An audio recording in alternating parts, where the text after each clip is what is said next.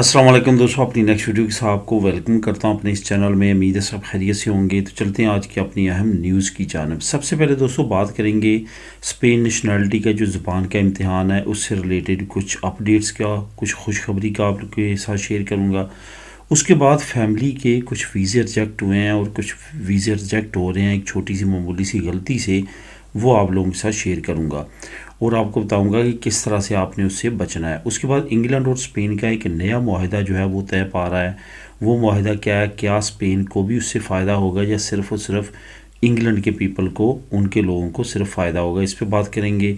उसके बाद एक सिक्का ऐसा है स्पेन का जो 1,50,000 यूरो तक आप सेल कर सकते हैं अगर आप वो पा लेते हैं। तो कहाँ पे सेल करना है, ये भी बेशुमार दोस्तों के कमेंट आते हैं कि हमारे पास ये सिक्के हैं, हम कहाँ पे सेल करें। तो आज आप लोगों के साथ एक ऐसी वेबसाइट का लिंक शेयर करूंगा जहाँ पे बेशुमार वेबसाइट की लिस्टिंग है, जहाँ पे आप जाके अपने सिक्के सेल कर सकते हैं। किस तरह सेल करने हैं वो भी आपको बताऊंगा। उसके बाद यूरोपीय यूनियन नया असाइलम पैक्ट जो है उसके बारे में नई अपडेट्स हैं जो कि ख़ास तौर पे एक अहम मुल्क ने अप्रूव कर दी हैं, उस पे बात करेंगे वीडियो के आखिर में। दोस्तों वीडियो की डिटेल की तरफ जाने से पहले आपको बताता चलूँ कि नीचे जो लिंक मैं आज आप लोगों के साथ शेयर करूंगा वो शेयर करूंगा इंग्लैंड और स्पेन का मुआहिदा जो एक सिक्का 1.5 लाख यूरो तक सेल होगा उसका लिंक, और उसके बाद यूरोपीय यूनियन नया असाइलम पैक्ट, इसके बारे में नई अपडेट जो है वो आप लोगों के साथ शेयर करूँगा। तीनों लिंक आपको नीचे बिलतरतीब मिल जाएंगे। उसके अलावा जैसे आप डिस्क्रिप्शन को क्लिक करते हैं तो सबसे पहले आपको इन्फो टीवी, उसके बाद टेक विद अली और उसके नीचे आपको टिकटॉक, इंस्टाग्राम और फेसबुक फ़ैन पेज के लिंक मिलेंगे। उनको भी जाके लाजमी फ़ॉलो करें और उन चैनल्स को भी जाके सब्सक्राइब करें। वहाँ पे भी काफ़ी ज़्यादा इन्फॉर्मेटिव वीडियोस आप लोगों के लिए अपलोड डेली बेसिस पे कर रहा हूँ। तो सबसे पहले दोस्तों बात करते हैं कि स्पेन नेशनलिटी की ज़ुबान लैंग्वेज के बारे में क्या नई अपडेट है और क्या खुशखबरी है। दोस्तों अमूमन तौर पे ये देखा गया है कि बेशुमार जो लोग हैं वो ज़्यादा पढ़े लिखे ना होने की वजह से बार बार ट्राई करते हैं, बार बार दिल या दोस्त की वो एग्ज़ाम देते हैं और कई मरतबा जो है वो ज़्यादा नंबरों से फ़ेल होते हैं। कई मरतबा ऐसा होता है कि वो थोड़े नंबरों से फ़ेल होते हैं। फॉर एग्ज़ाम्पल आपने दिल या दोस्त का एग्ज़ाम दिया, आपके जो मार्क्स हैं वो 52 आए, ठीक है। आपको मालूम है कि 60 वाला जो है वो पास होता है। अब क्या करना है, अब आपको मालूम है कि वो 60% मार्क्स आएंगे तो आप पास होंगे। तो उसमें क्या देखा गया है कि बहुत सारे लोग जो हैं वो दोबारा से रिपीट करते हैं। कुछ लोगों के 54 आते हैं वो दोबारा रिपीट करते हैं, इवन 55, 56 वाले दोबारा रिपीट करते हैं। लेकिन मैं आपको बताता चलूँ कि नई अपडेट और जो नया डाटा सामने आया है उसमें ये है कि 50% तक भी, 52%, 53, 4, 5, 6, 7, ये जो तमाम मार्क्स हैं इसमें अगर आप अपील में जाते हैं, आप रिकर्सों में जाते हैं तो 99% आपकी जो फाइलें हैं वो एक्सेप्ट हो जाती हैं। इसमें कुछ तरीक़ाकार होता है। सबसे ज़्यादा बेहतर तो ये होता है कि अगर तो आपने किसी स्कूल की ज्वाइनिंग की है, उनसे पहले ही बात करें कि मैं आपसे तैयारी तो कर लूँगा और दिल या दोस्त का एग्ज़ाम भी दूंगा, लेकिन अगर मेरे मार्क्स कुछ कम आते हैं तो क्या आप मेरे लिए अपील करेंगे, रिकर्सो करेंगे। जो इंस्टीट्यूटो सर्वेंटे है अगर वो आपकी रिकर्सो करते हैं तो बेशुमार दोस्तों ऐसे केसेस देखे हैं जो मेरा ज़ाती तौर पे एक्सपीरियंस रहा है कि बहुत सारे लोग ऐसे हैं जिनके 52, 54, 53, 55, 56 इस तरह मार्क्स आए हैं, वो अपीलों में गए हैं। 3, 4, 6 मंथ के अंदर अंदर उनके जो हैं वो अप्रूव हो चुके हैं और उनको सर्टिफिकेट मिला और उन्होंने अपनी नेशनलिटीज़ जमा करवा दी। तो ये तरीका आप लाजमी तौर पे अपनाएं जिन दोस्तों को मालूम नहीं है।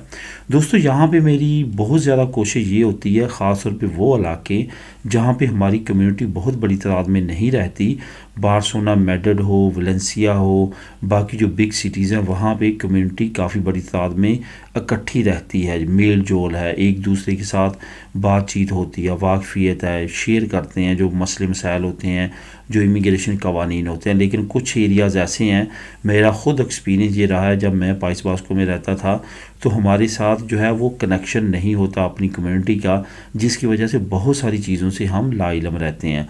तो लाजमी तौर पे वो ख़ास तौर पे लोग जो आपकी दस्तरस में नहीं है, ऐसे एरियाज़ में रहते हैं जहाँ पे कम्युनिटी ज़्यादा नहीं है, उन तक ऐसी बातें लाजमी पहुंचाया करें ताकि वो भी फ़ायदा उठा सकें। अब इस कानून से लाजमी तौर पे फ़ायदा उठाएं, ये जो रिकर्सो वाला कानून है, क्योंकि हमारी जो कम्युनिटी है इसमें लैंग्वेज का बहुत ज़्यादा प्रॉब्लम है और बहुत ज़्यादा लोग इसी डर से एग्ज़ाम में भी इंटर नहीं होते कि हमने पास नहीं होना। लेकिन मेरा मशवरा यही है कि लाजमी तौर पे आप इंटर हों और आप लाजमी तौर पे ट्राई अगेन करें। इंशाअल्लाह ताला लाजमी तौर पे अल्लाह ताला मदद करेगा। और इस प्रोसेस के ज़रिए अगर आप करेंगे, आपके 50% भी आ जाते हैं तो लाजमी तौर पे रिकर्सो में जाएं, तो बहुत ज़्यादा चांस होते हैं कि आपकी रिकर्सो जो है वो एक्सेप्ट हो जाएगी। अब दोस्तों बात करते हैं कि कुछ अपडेट सामने आई हैं कि बहुत ज़्यादा फैमिली की कुछ छोटी सी गलती की वजह से डॉक्यूमेंट जो है वो रिजेक्ट हो रहे हैं पाकिस्तान में। उसकी क्या रीज़न है? सबसे पहली तो बात यह है कि जब आप कार्ता रिसीव कर लेते हैं कि 10 दिन के अंदर अंदर फ़लाँ डॉक्यूमेंट आपने सबमिट करवाना है, तो उस वक्त आपको देर नहीं करनी चाहिए। और ये याद रखें कि ये 10 दिन वर्किंग डेज़ होते हैं, इसमें छुट्टियां शामिल नहीं होती। तो इस वजह से ये भी बहुत ज़्यादा फैमिलीज़ परेशान होती हैं कि 10 दिन शायद जो है वो उसके इंक्लूडिंग है। लेकिन आपने यही करना है कि एज़ सून एज़ अर्ली आपने कोशिश करके वो सबमिट करवा देना है। अब यहाँ पे दो तरह की प्रॉब्लम्स आती है। एक प्रॉब्लम ये कि मुल्क के अंदर की डॉक्यूमेंट उनको चाहिए हो, FRC आपका नया, आपका मैरिज सर्टिफिकेट वो नया मांग लें, बर्थ सर्टिफिकेट नया मांग लें, आपकी फ़्रेश मेडिकल रिपोर्ट मांग लें, बच्चों के बारे में डाटा मांग लें। ये तो मुल्क के अंदर है, वो आप इजीली कर लेते हैं।